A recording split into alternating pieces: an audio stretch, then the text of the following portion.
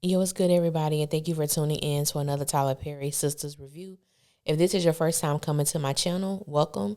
If you are a returning family member, then you already know what it is and what it always will be. Be sure to like, comment, share, subscribe. Tell somebody to tell somebody if you choose to, but if not, just sit back, relax while we get into this I'm going to give it an extra messy thing. There are times that I would take a little sneak into some of the Sistas fan pages across social media. I don't comment, I just read and see what's going on. And I must say that I was thoroughly shocked that there were so many people who thought that Sabrina was being selfish as hell in this past episode of Sistas. Now, on the flip side of that coin, there were more people who were in support of Sabrina choosing herself to go along with the fertility using Dominique's sperm.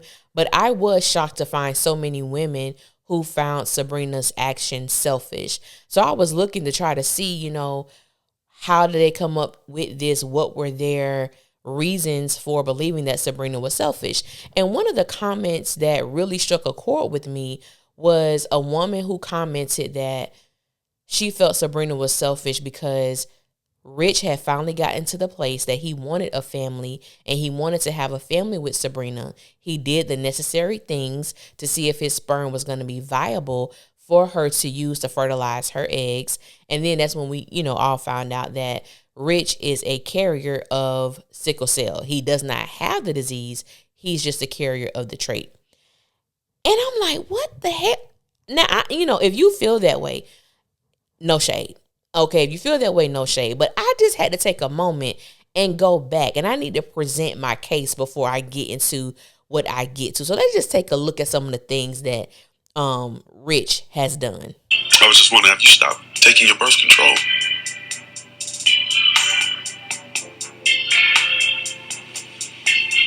Excuse me? Sorry, I just got to be sure. I know you've been on this baby journey.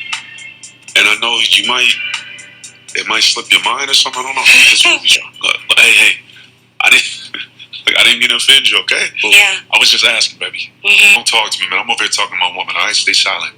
Calm down. Damani is only here to check on me before my procedure. That's it. I bet he got you these two, huh?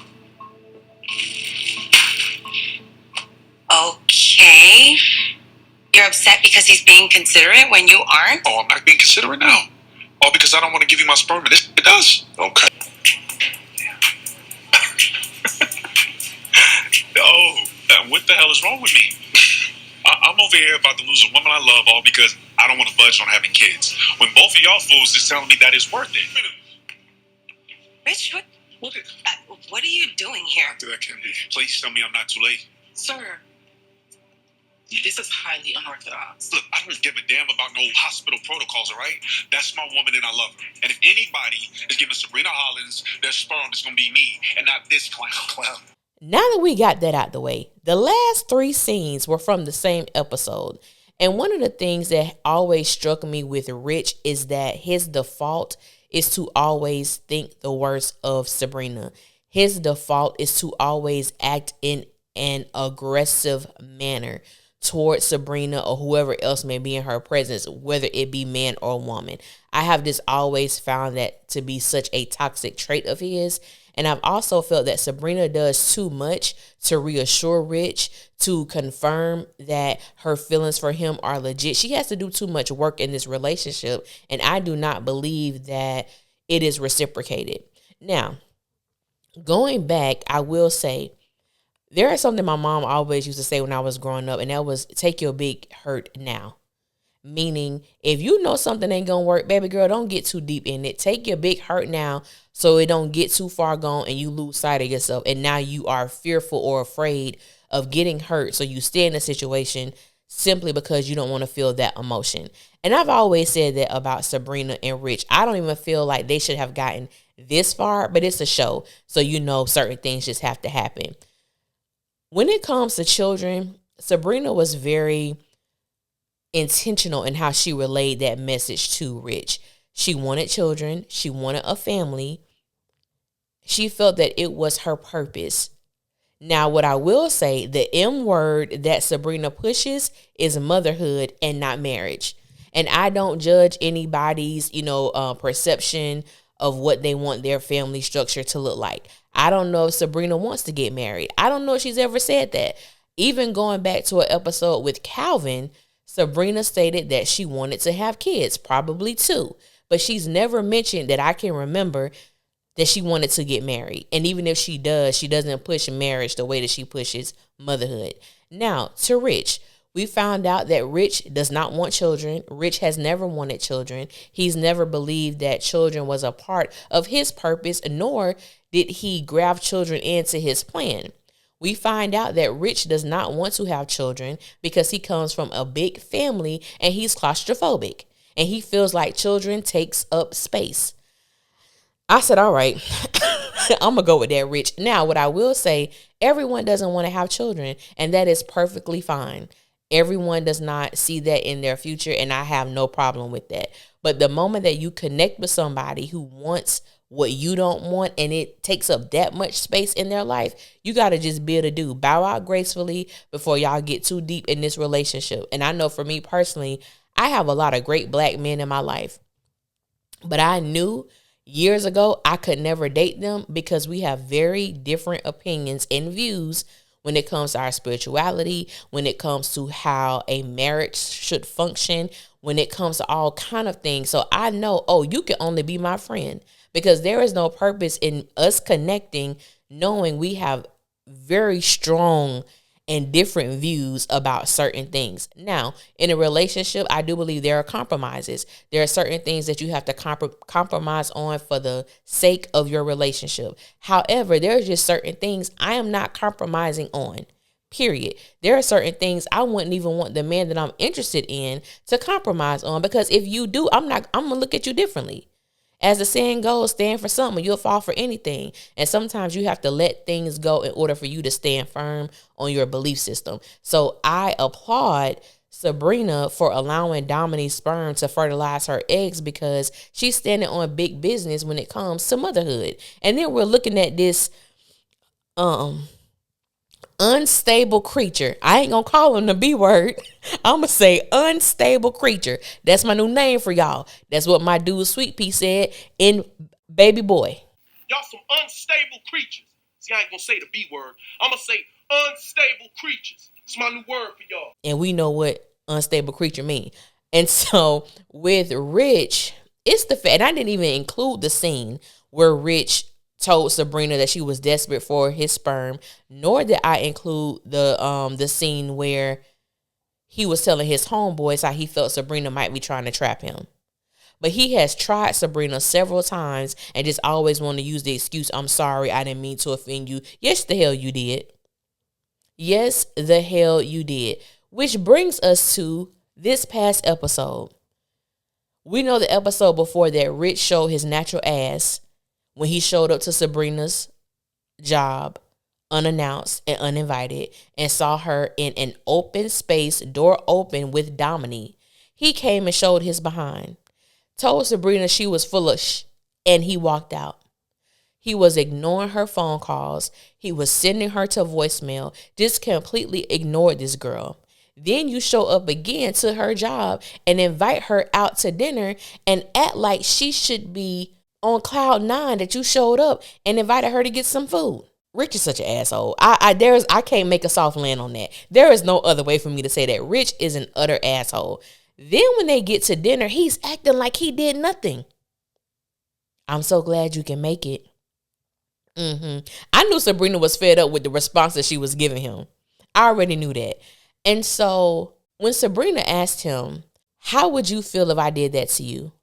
Basically, if I came to your job, showed my natural ass in front of you and in front of a coworker of yours who you were having a meeting, maybe about, forward mobility, maybe even possibly getting a raise or a promotion, whatever, and I showed my ass, how would you feel?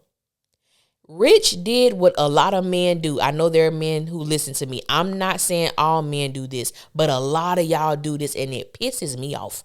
I'm just saying straight up, it pisses me off. If me and my dude are having a conversation and I ask you, how would you feel if I did X, Y, and Z?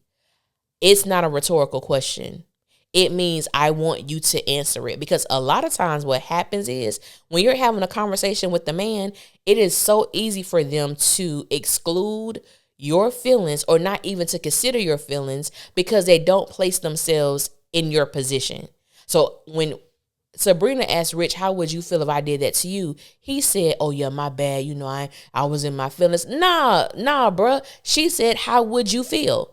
I need you to be intentional with your answer. Answer her, how would you feel?